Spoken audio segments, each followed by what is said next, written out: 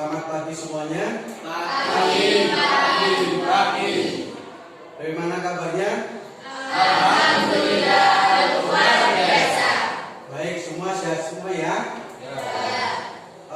Untuk pertemuan hari ini yaitu terkait mapel Quran hadis, di mana nanti saya akan menyampaikan materi Al-Quran hadis sebagai pedoman hidupku. Nah, sebelum materi saya sampaikan, silakan ketua kelasnya untuk memimpin berdoa dulu. Silakan. Berdoa mulai.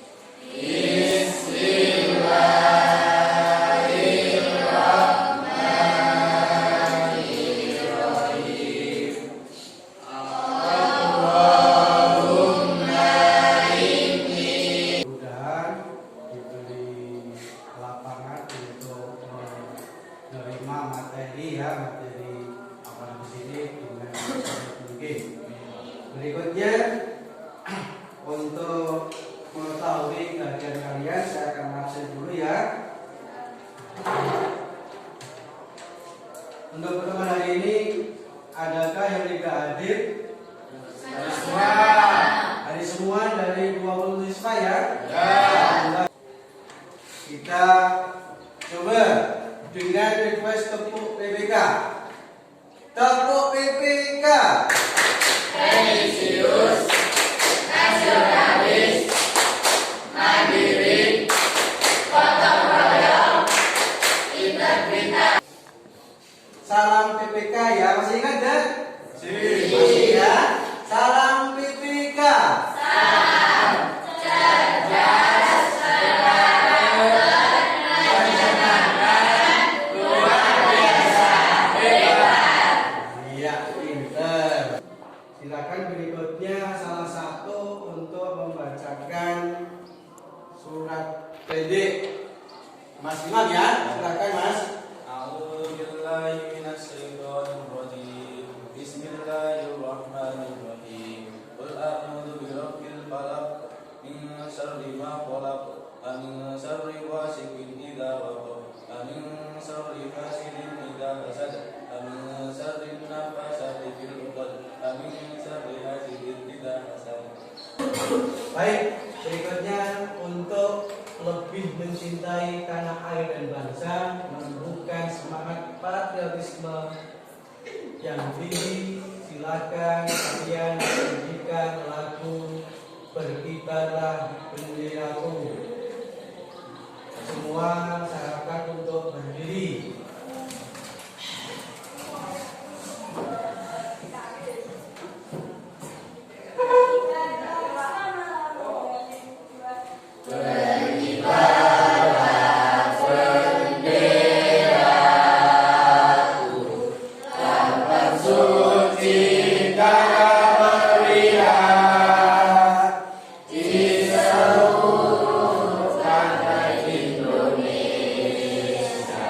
Dengan menyanyikan lagu Berkibarlah Benderaku, berarti kita sudah menunjukkan cinta tanah air, menghormati para pahlawan kita, menumbuhkan semangat patriotisme yang tinggi.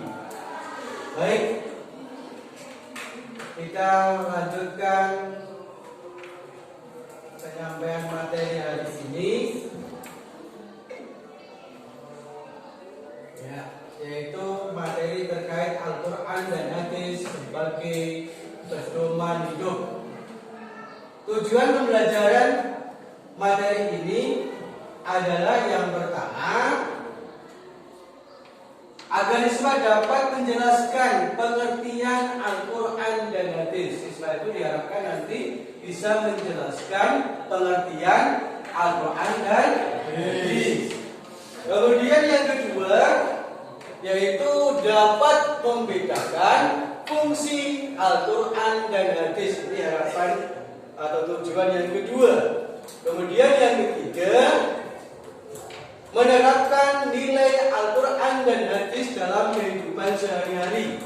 Maksudnya di sini kalian bisa mengamalkan sesuai dengan nilai-nilai Al-Quran dan hadis. Yang keempat, berperilaku seseorang yang mencerminkan cinta Al-Quran.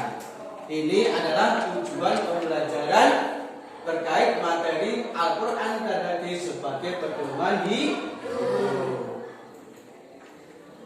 Berikutnya saya coba dulu sejauh mana kalian mengetahui terkait Al-Quran dan hadis. Ya, silahkan kalian mengerjakan soal pretest ya, satu-satu. Sekarang nomor 1 dulu, silahkan.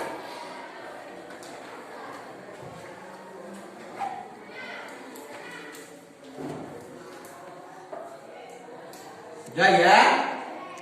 Coba salah satu ada yang mewakili menjawab.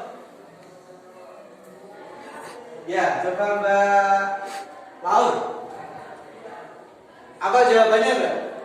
Pendudukan Al-Quran terhadap kitab-kitab sebelumnya adalah sebagai Iya, bagus, sebagai penyempurna kitab-kitab sebelumnya. Apa kitab sebelumnya coba? Zabur, Taurat, dan Injil. Ya, sebagai penyempurna. Sekarang soal kritis yang kedua. Sebutkan salah satu fungsi Al-Quran. Silakan jawab dulu. Saya Pak, Ya, Mbak Siti. sebagai sumber dan hukum Islam. Iya, sebagai sumber dan hukum Islam. Pinter ya. Sekarang soal kritis yang ketiga. Ayat Al-Quran yang menyebutkan bahwa Al-Quran disebut juga Alkitab. Belum tahu Pak. Belum tahu, Mas Uki belum tahu. Ada yang tahu? Belum ya? Ya. Surat Al-Baqarah ayat 2 yang bunyinya bagaimana coba? Ada yang tahu bunyinya? Iya, dzalikal kitab la raiba fihi hudal lil muttaqin. Pintar ya. Sekarang soal kita yang keempat. Silahkan kalian jawab. Kita kerjakan dulu. Sebutkan salah satu fungsi Al-Quran dalam kehidupan sehari-hari. Mas Agus? Belum tahu. Yang lain? Belum. Iya. Sebagai pembeda hak dan hakim, pembeda yang hak dan yang hakim. Ini adalah salah satu fungsi Al-Quran dalam kehidupan sehari-hari. Baik. Lanjut. Nah, mengapa manusia membutuhkan pedoman hidup? Ada yang tahu? Mengapa? Siapa yang tahu? Agar hidupnya terarah dan teratur. Ya, ibaratnya begini.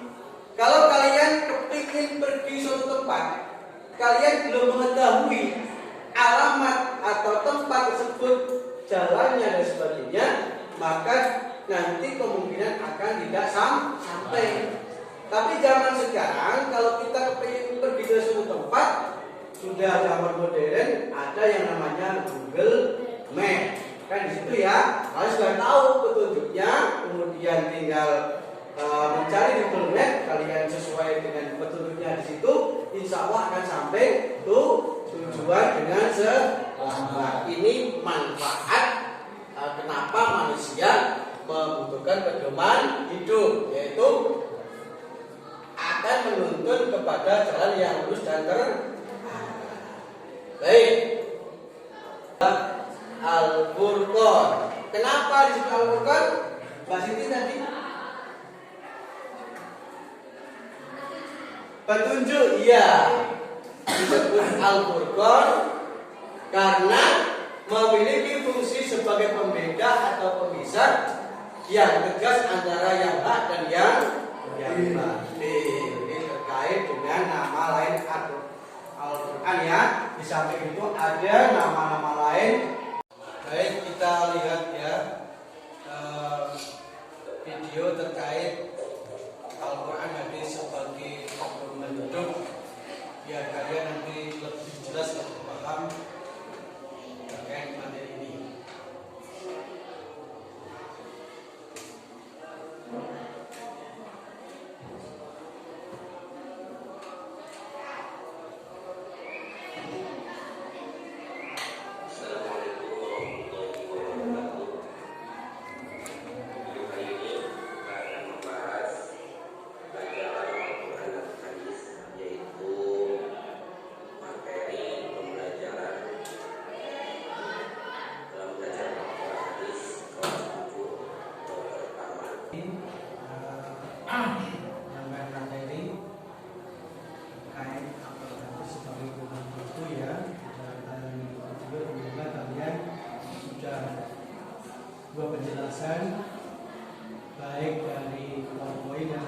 silakan, kemudian juga melalui kayak video. Tentunya kalian sudah paham ya?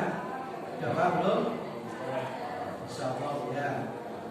Berikutnya silakan kalian kerjakan soal 5 soal ini sebagai bukti bahwa materi yang saya sampaikan baik melalui PowerPoint maupun TFT tadi bisa diterima atau dipahami oleh kalian semua. Saya beri waktu 10 menit untuk mengerjakan soal postcard ini. Silakan.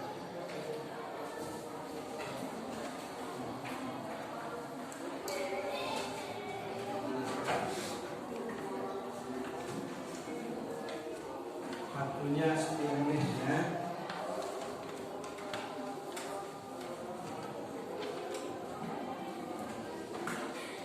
Kepada Nabi Muhammad SAW melalui malaikat Jibril pakai petunjuk bagi umat manusia. Iya, bagus ya, jawabannya cukup sempurna. Kemudian yang nomor 2, saya bagi kelompok ya, 4 kelompok, yaitu kelompok 1 yang tempat duduknya paling kanan, kemudian sebelahnya kelompok 2, sebelahnya kelompok 3, dan sebelahnya kelompok 4. Ya, silakan kelompok 1 untuk pengambilnya. Kemudian kelompok 2, silakan kalian diskusikan bahwa di situ ada kayak gambar ya, gambar yang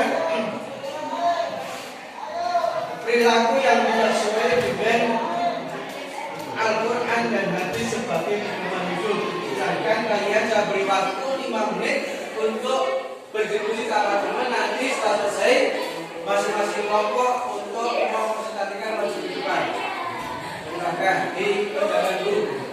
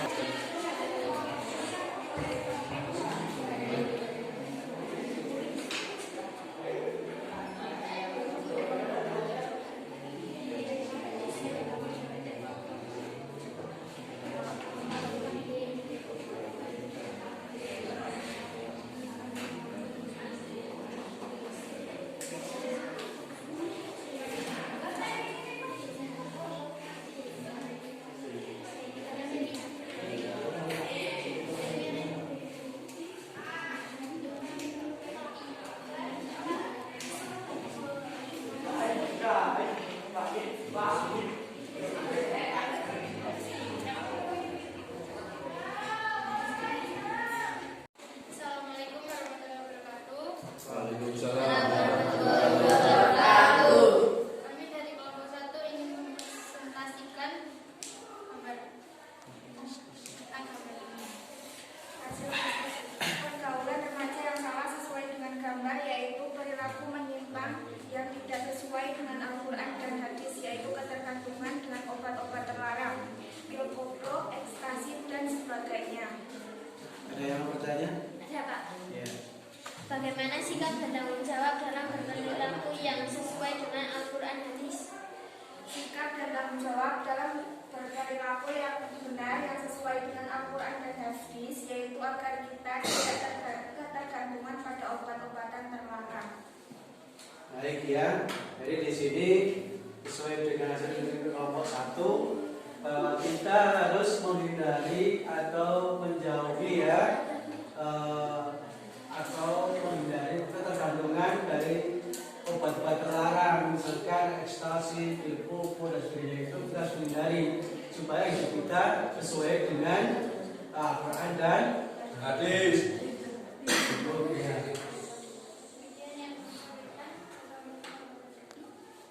Waalaikumsalam warahmatullahi wabarakatuh.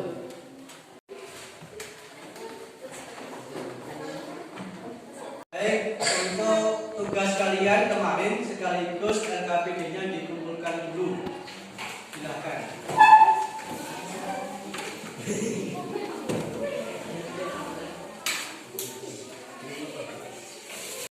Baik ya, kita lanjutkan.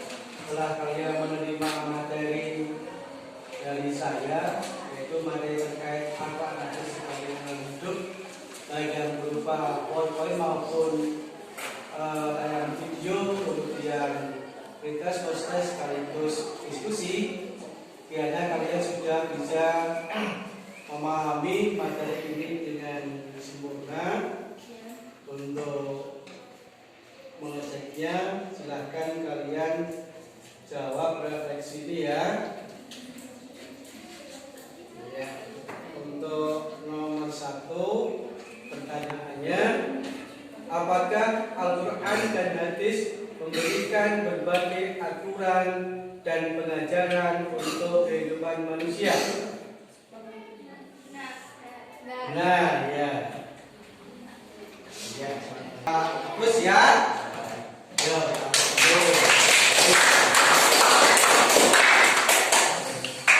Demikian yang saya sampaikan untuk pertemuan hari ini, dan sebagai evaluasi bahwasanya mengapa kita perlu bahwa Al-Quran dan hadis sebagai penolong hidup, agar kita dalam kehidupan baik di dunia maupun di akhirat nanti kita akan selamat. Artinya selamat itu bagaimana? Selamat adalah kita akan masuk surga, tidak akan disiksa di neraka, karena kita punya pedoman hidup yaitu Al-Quran dan hadis. Ya. Kemudian untuk pertemuan berikutnya terkait Quran dan hadis adalah materinya yang akan datang. Kalian akan menerima isi dan kandungan surat Al-Fatihah. Jadi kalian saya harapkan untuk pertemuan yang akan datang bisa berangkat, dan semoga kalian tetap dalam keadaan sehat ya. Kemudian bisa berangkat ke sekolah dengan waktu yang tepat, kemudian nanti akan menerima materi terkait isi dan kandungan surat Al-Fatihah. Demikian yang saya sampaikan. Saya kira cukup. Akhiran billahi taufik wal hidayah. Wassalamualaikum warahmatullahi wabarakatuh.